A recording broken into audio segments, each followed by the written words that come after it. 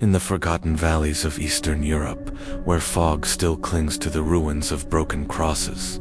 There was once a church so sacred that people called it the House of the Eternal Light. But light can't live forever where men worship darkness. The year was 1492, while kingdoms across Europe were busy expanding empires. In a small province near the Carpathian Range, silence had swallowed the land. The bells of St. Mirella's church had stopped ringing. The village around it had emptied overnight, and no one, not even the soldiers, dared to enter again.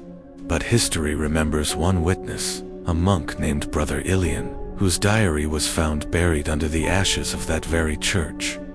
Centuries later, and his words tell a story so horrific, the Vatican itself tried to erase it. Ilian's diary began with devotion. He wrote of his love for God, his faith, and his sacred duty to guard the relic of Saint Mirella, a golden crucifix believed to hold a drop of Christ's blood. People came from miles to see it. The sick were healed, the blind saw light, and the faithful believed miracles still existed. But miracles attract greed, and faith, when twisted by men of power, becomes a weapon sharper than any blade. One evening, a messenger from the bishop arrived. He carried a letter sealed in red wax, commanding the church to surrender the relic for protection. But Ilian refused. He wrote, "The light cannot be protected by hands that tremble for gold." 3 nights later, riders came, not pilgrims, not soldiers. Men in black cloaks, their faces hidden, bearing the symbol of the cross, upside down. They called themselves the Order of the Veiled Cross. At midnight, the villagers heard the first screams. The monks were dragged from their chambers, their holy books torn, their candles crushed beneath boots. The altar burned, and the air filled with the scent of blood and incense. Brother Ilian hid behind the confessional. Writing what he saw, they desecrated the image of the Virgin. They poured wine upon the sacred floor as blood flowed beside it, and in the name of faith, they demanded the relic. When Ilian refused, they broke his hands. But even then, he wrote, pressing his pen with the stubs of his fingers, "If faith must die tonight," he wrote, "then let it die screaming the name of God." By dawn, St. Mirella's church was nothing but fire and bone. But the story didn't end there, because when the soldiers of the king arrived a week later, they found something the fire could not destroy. The altar stone, and carved into it, with blood, were 3 Latin words, Lux mortua mene. The dead light remains. Centuries passed. Villages grew over the ruins. The church became legend. But in 1897, during a flood, the earth beneath the hill cracked, and the crypt of St. Mirella was unearthed. Inside, they found 12 skeletons, all kneeling toward the altar, and between them, a single wooden chest sealed with wax. When it was opened, historians found Brother Ilian's diary, the same one buried under centuries of silence. But page 32 was missing, torn out, and in its place was a faint inscription burned into the paper, "The order still breathes." Historians dismissed it as superstition, but one man didn't, Professor Henrik Voss, a theologian obsessed with uncovering forbidden religious sects. He believed the order had survived, hidden within the church itself, rewriting history, reshaping truth. In 1903, he traveled to the same valley. Locals warned him, "The bells of St. Mirella never ring twice.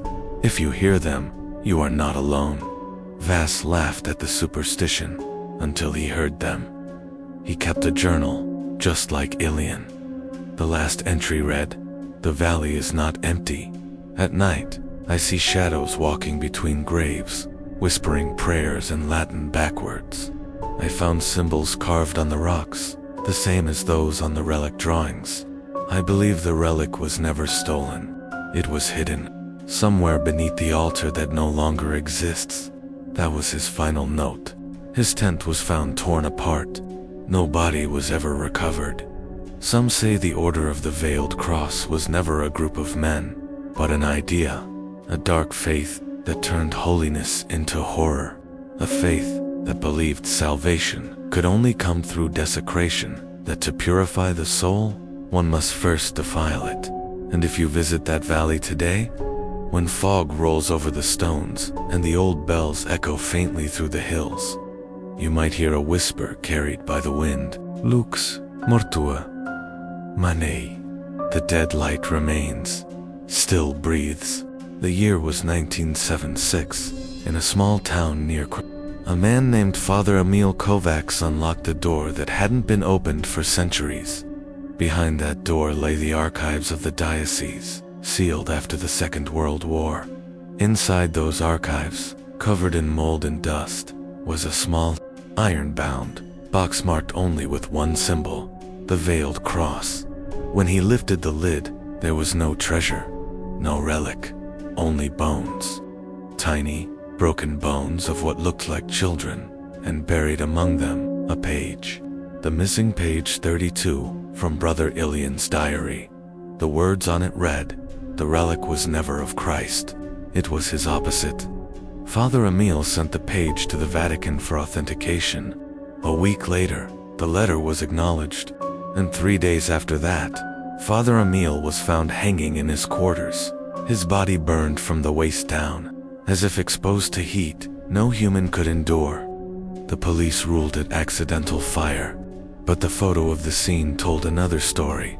The crucifix on his wall had been turned upside down, and beneath it, in blood, the words appeared again, Lux mortua mane. The Vatican buried the case, but a young archivist named Sister Annalise, who had assisted Father Emil, couldn't rest. She had seen the page, had read the forbidden words written by Brother Ilian himself. She believed the order had infiltrated the church again, and that its purpose was not to destroy faith, but to rewrite it. In 1978, Annalise disappeared, but her personal journal surfaced years later, smuggled out by a friend, a historian named Lucas Reiner. And through her words, the final pieces of this story emerged. She wrote, "I was told that beneath the old catacombs of Rome lies a second library, one that the world was never meant to see, the Archive of Shadows. It is said to hold every gospel, prophecy, and letter that contradicted the church's truth. Driven by faith or madness, she sought that place." According to Reiner's recovered notes, Annalise gained entry through the ruins of an ancient basilica, San Lazaro, a place long forgotten, built upon pagan foundations. She descended through 3 levels of catacombs, guided only by candlelight and the echo of her own heartbeat. What she found below would silence her forever. The final pages of her journal describe a chamber lined with hundreds of figures, mummified monks, sitting upright in pews, their hands clasped in eternal prayer. And at the center, upon a stone altar, stood the relic. Not gold, not divine, a black crucifix, its surface cracked like scorched wood, its edges still pulsing with faint red light.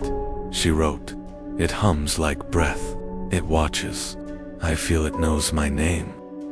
Reiner's journal ends abruptly, but Vatican logs confirm that, on the night of July 2nd, 1978, the entire Basilica of San Lazaro collapsed into the ground during an unexplained tremor, swallowing everything within. No one mentioned Annalise again. No search, no report, only silence. But the story did not die. In 2005, a team of restoration workers repairing a chapel near Florence found a fresco hidden beneath centuries of plaster. It depicted 12 robed figures kneeling before a black cross. At their center stood a man with bleeding eyes, holding a chalice that spilled upward instead of down. And beneath the image were the same Latin words, Lux mortua mane, among the debris. They discovered a seal identical to that of the Order of the Veiled Cross.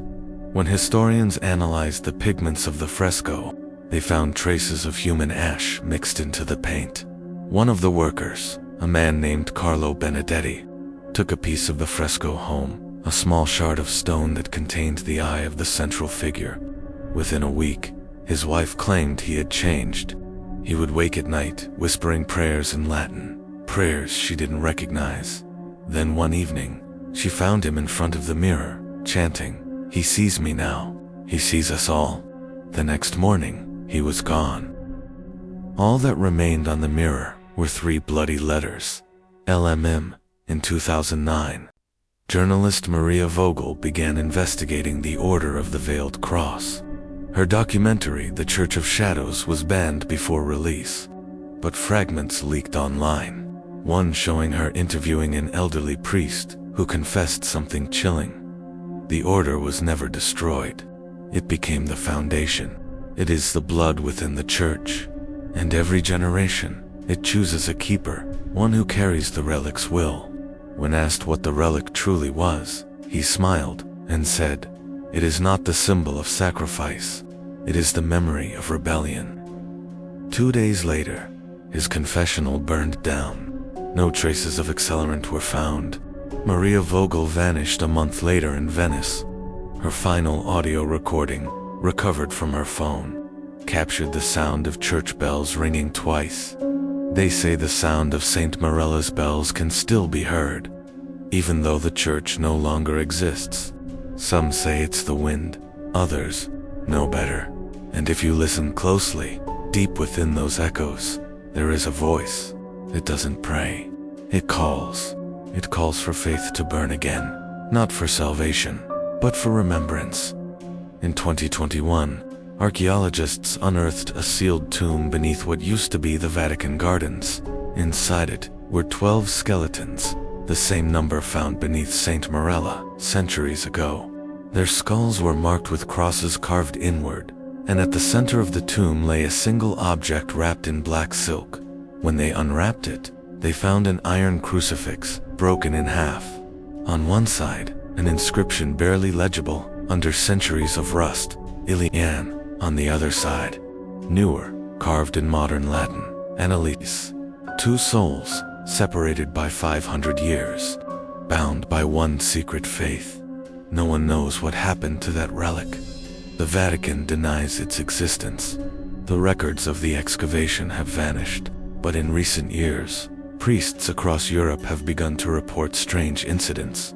Holy water turning red overnight, church bells ringing at midnight with no wind, and confessional walls weeping a dark liquid that smells of iron. They call it the Red Sacrament, and in the shadows of the church, whispers rise again, whispers of the order's return. Maybe Brother Ilian was right. Maybe the light died long ago, and what we call faith now is just its corpse, still glowing faintly in the dark, because the words he wrote before dying were not prophecy, they were truth. Truth carved in blood. Lux mortua mane. The dead light remains.